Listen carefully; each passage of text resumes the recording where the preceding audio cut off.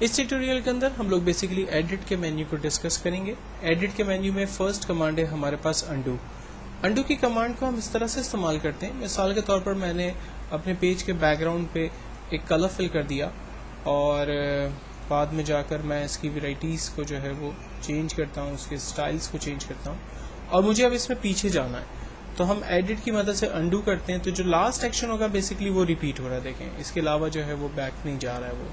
تو ہم کنٹرول الٹر اور زیڈ کریں گے تو بیسیکلی یہ ون اسٹیپ بیک انڈو کی کمانڈ کا استعمال کرے گا, جبکہ فارورڈ وہی چیزیں ہمارے لیے وہ دوبارہ لاتا رہے گا. تو اگر آپ ملٹی انڈو کرنا چاہتے ہیں تو کنٹرول الٹر زیڈ کی کمانڈ کو استعمال کر کے آپ ملٹی انڈو کر سکتے ہیں, جو کہ ون اسٹیپ بیک کی کمانڈ کا استعمال کرتا ہے.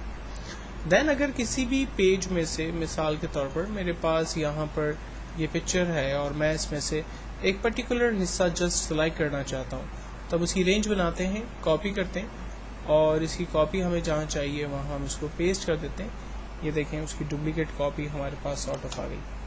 تو ہم پیج کی ڈپلیکیٹ کاپی بنا سکتے ہیں کاپی اور پیسٹ کی مدد سے, جبکہ کٹ کی مدد سے میں اس کو ایک جگہ سے ختم کرتا ہوں اور دوسری جگہ اگر لے جانا چاہوں تو وہاں پیسٹ کر دوں گا, تو اس کی ڈپلیکیٹ کاپی ایک جگہ سے ختم ہوئی اور دوسری جگہ پر ہمارے پاس آ گئی.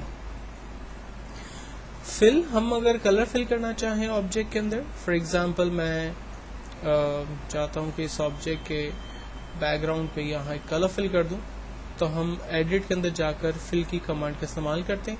جو بھی کلر ہم نے یہاں سے چوز کیا ہوگا اوکے کریں گے, وہ کلر آبجیکٹ پہ فل ہو جائے گا. اور اگر مجھے اس کی آؤٹ لائن کلر ڈیفائن کرنی ہے تو میں دوبارہ کنٹرول کے ساتھ لیئر پہ کلک کرتا ہوں, اس کی آؤٹ لائن سلیکٹ ہو گئی. آؤٹ لائن کا کلر میں بلو دینا چاہتا ہوں, تو ہم ایڈٹ میں جاتے ہیں, اسٹوک میں سے آؤٹ لائن کی تھکنیس کیا ہوگی وہ ہم ڈیفائن کرتے ہیں. آؤٹ لائن کا کلر کیا ہوگا یہ میں پہلے ہی سلیکٹ کر چکا ہوں, اگر آپ چینج کرنا چاہیں تو یہاں سے جا کے چینج بھی کر سکتے ہیں. اوکے اور اوکے. فائنلی کنٹرول ڈی کر کے میں نے ڈی سلیکٹ کیا. آپ دیکھیں آبجیکٹ کی آؤٹ لائن جو ہے وہ بیسیکلی میں نے ریڈ کلر سے کریٹ کر دی. اگر ہم بعد میں بھی اس کی آؤٹ لائن کا کلر بدلنا چاہتے ہیں تو کنٹرول کی مدد سے آپ لیئر کو سلیکٹ کریں اور دین اس کے بعد ایڈٹ کے مینیو میں جا کر اسٹوک, یہاں سے آؤٹ لائن کی تھکنیس کو میں بڑھا دیتا ہوں اور اس کے کلر کو ڈارک بلو کر کے اوکے اور اوکے کرتا ہوں. کنٹرول ڈی, آپ دیکھیں یہ آبجیکٹ کی آؤٹ لائن کا کلر جو ہے وہ میں نے بلو کر دیا.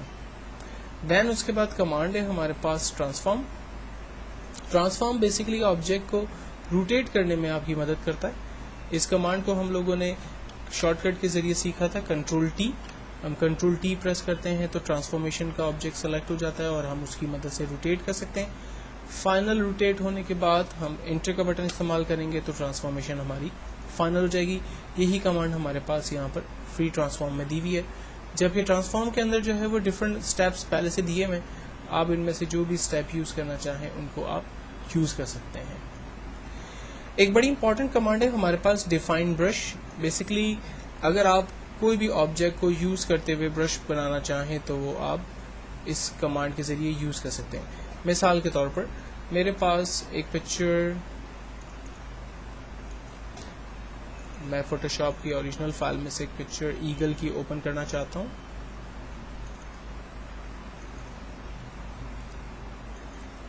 یہ میرے پاس ایک پکچر آ رہی ہے اور میں چاہ رہا ہوں کہ اس کا جو فیس ہے بیسیکلی وہ ایز اے برش جو ہے وہ میں کریٹ کر لوں. تو میں نے اس کے فیس کو سلیکٹ کیا اور ایڈٹ میں جا کر ڈیفائن برش کی کمانڈ کو استعمال کر کے فائنلی اوکے کرتے ہیں.